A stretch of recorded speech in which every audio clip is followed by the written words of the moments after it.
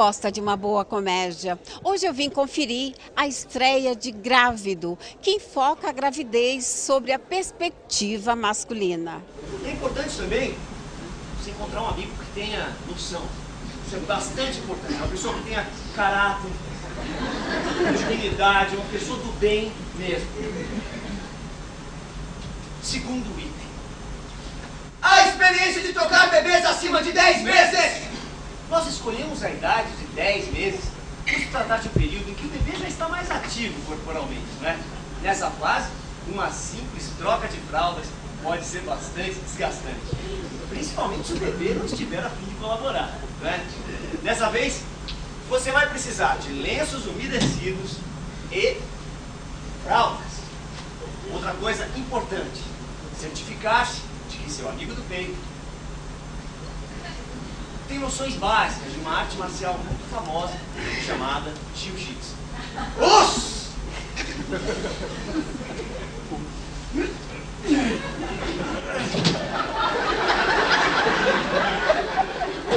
Durante a execução da tarefa, peça para que ele chore ininterruptamente. Calma, nenê, calma, calma. Calma, nenê, calma. É só uma fraldinha. Retire a fralda suja dessa maneira aqui. Já se livre dela, obviamente. Ao passar o lenço umedecido, já peça para que ele aplique os primeiros golpes de perna, a famosa decolagem. Calma, nenê, calma. Agora, coloque a fralda limpa desta maneira aqui. Vem, nenê, vem. Enquanto você faz isso, já peça para que ele lute como se estivesse disputando o campeonato mundial interclubes de artes marciais.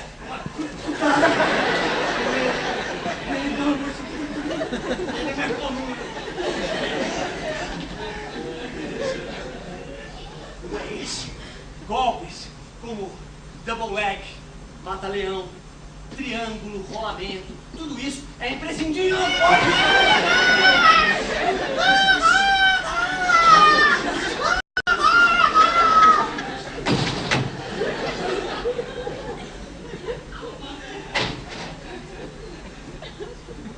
Golpes como esses não podem impedir que você termine a tarefa. É sempre bom deixar o bebê bem ajeitadinho, o adesivo da fralda costuma sair. Esse está bem colado, o adesivo da fralda.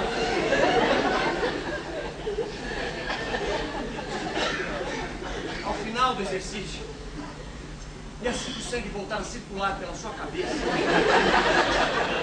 tem que sorrir. Voltamos já já com mais dicas. Marcelo, como é entrar nesse universo feminino, hein?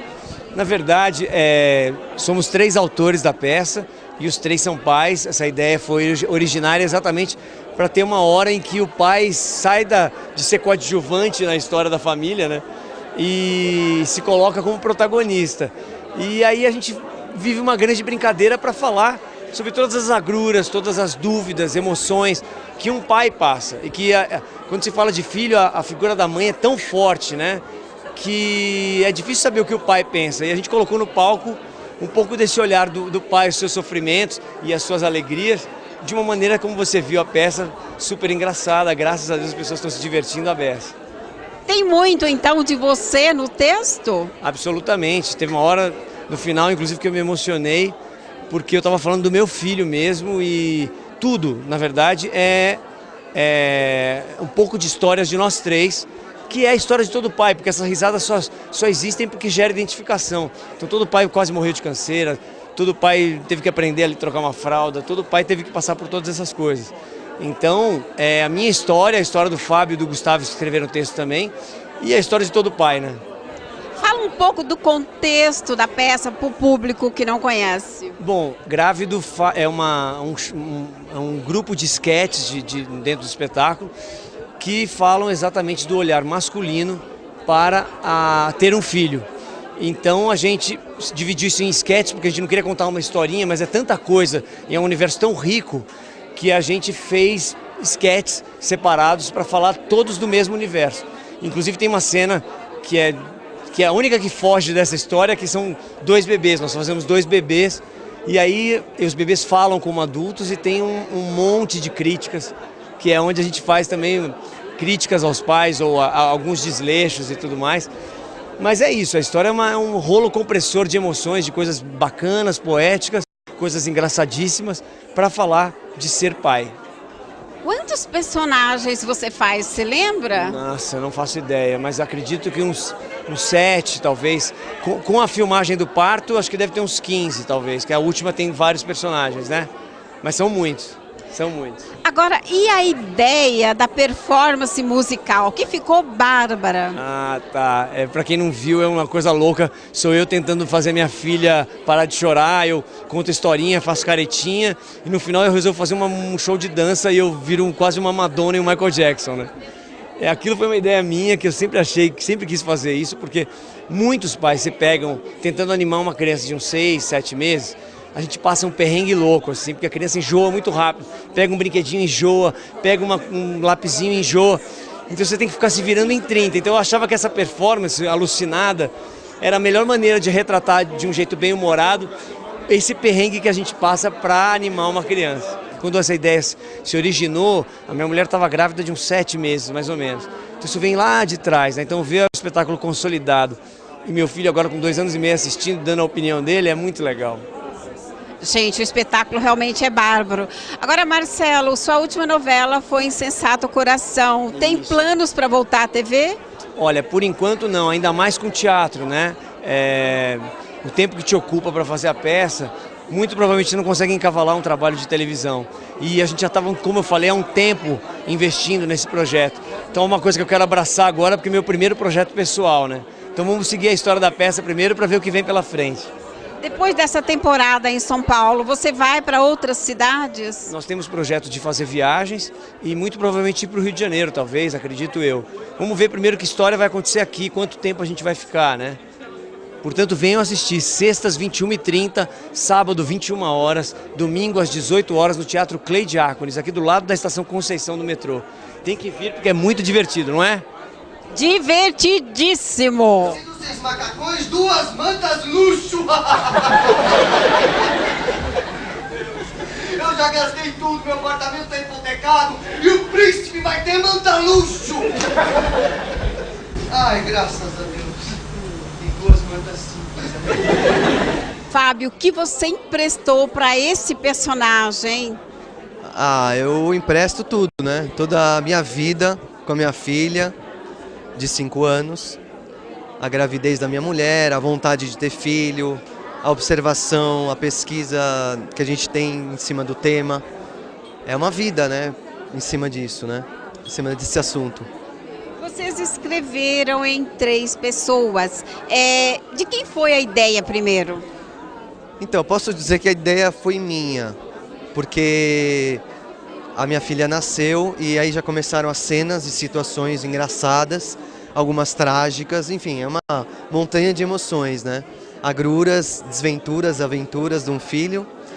E eu comecei a anotar coisas que eu observava do dia a dia, né? Olha, acontece isso aconteceu, porque eu tenho esse costume, né?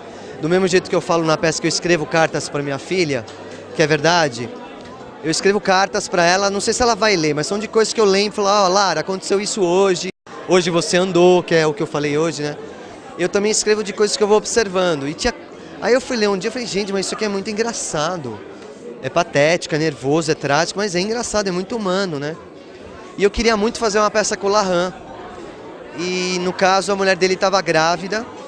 E aí ele leu, a gente falou sobre a ideia, ele adorou, falei, vamos fazer e tal? Vamos pensar, mas quem que vai escrever? Então a gente começou a correr atrás de um monte de autores, chegou a uma conclusão que falou, gente, é melhor a gente mesmo escrever isso, porque é muito pessoal, né? Não sei se um autor vai conseguir escrever aquilo que a gente quer, exatamente o que a gente quer dizer. E no meio desse caminho a gente encontrou o Gustavo, que é um grande amigo meu de anos já, um grande diretor musical, tem 2 filhos mais velhos do que o da Lara e o Miguel, do Lahan.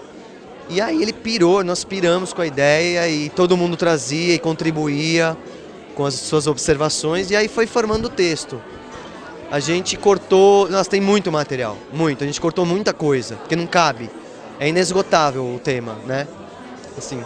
E as mães, quando elas viram, deram muitas risadas? Olha, a gente fez no início, nós fizemos tudo, não é escondido, mas era só a gente, só nós três.